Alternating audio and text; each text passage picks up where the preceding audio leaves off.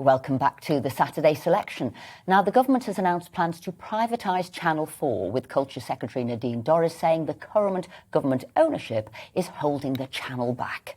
Channel 4 was launched in 1982 and, despite being a government-owned broadcasting company, does not receive any public funding, getting its money through advertisements.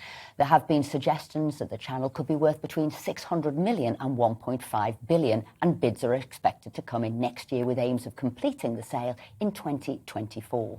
Well, joining us now to discuss this move is the TV producer and creator of iconic TV show Grange Hill, as well as Channel 4 famous programmes like Hollyoaks and Brookside, Sir Phil Redmond. Phil, thank you so much for joining us. What do you make of this potential sale of Channel 4?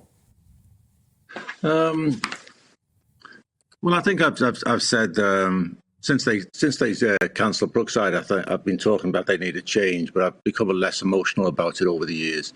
I think everybody's just got carried away a bit by the word privatisation. I think what we should be really talking about is a change of ownership, past moving it out from being publicly funded, independent channel to something else.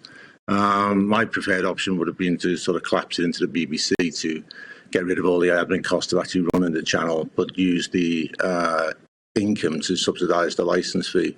But, you know, you can talk about perhaps giving it back to ITV, selling it to ITV, because that was originally what the intent of the fourth channel, as it was originally called, was to give ITV another channel to compete with BBC One and BBC Two. You've got STV and you've got ITV. So I don't think we should worry about the term privatisation. What we should be thinking about is it's time for change. You were there at the beginning of Channel 4. Why was it set up? Because there were lots of reasons it was set up at the time. And why were you excited to be a part of this station? Well, I think it came back to the fact there's a legendary TV writer called Alan Plater who described the BBC drama department as one room with 9 doors. And so it was always very difficult to get new ideas and things through. So the idea of having a new channel that would actually provide 30% more airtime, it would allow, you know, a lot more people, a lot more new ideas, new techniques, new views, new opinions on. And there was 2 things really. One was to create a channel that would allow voices that had not previously been heard, and to give them a platform and create an independent production sector. But the second big sort of like aim of Channel 4 was to create competition within the advertising market, because there was only ITV who had this kind of sole monopoly of advertising on television. And so again, that was what Channel 4 was, and that's what I meant about going back to ITV, because in the early days, ITV actually sold the advertising on Channel 4, but had no control over the programming. So I think, you know, we've got to, again, keep always coming back to the original remit. It was to create a new channel with new ideas, new programs, but also to break the monopoly on advertising revenue. That's moved on now. There's so many platforms, so many opportunities for people to advertise.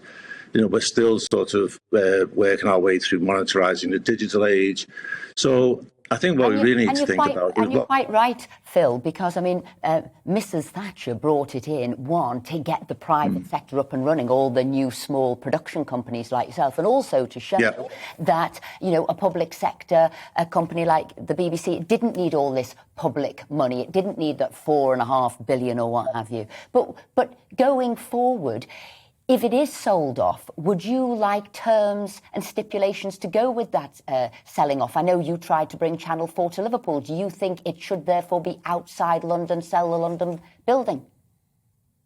Yeah, I mean, I think that's it. If you want to bring a real change into broadcasting, you should actually make it part of the condition of sale that the whole thing has to be outside London. I mean, Channel 4 had tried to adapt and tried to you know, react to the government's desire to move out and, in fact, join up with the levelling up agenda by creating offices in Leeds and Glasgow and places. But, you know, the sort of corporate heart and the kind of like spirit of the channel still stays in London. So I think if you are going to go down this route and say it needs to be sold off in some shape or form, Well, it has to be based outside London, in the north somewhere. And obviously, you know, the best place for it would be in the centre of the creative universe in Liverpool. So, Phil Redmond, you've got it right, and it's definitely the centre of the creative arts today, isn't it, with the Grand National? So you're spot on. So thank Absolutely. you for joining us.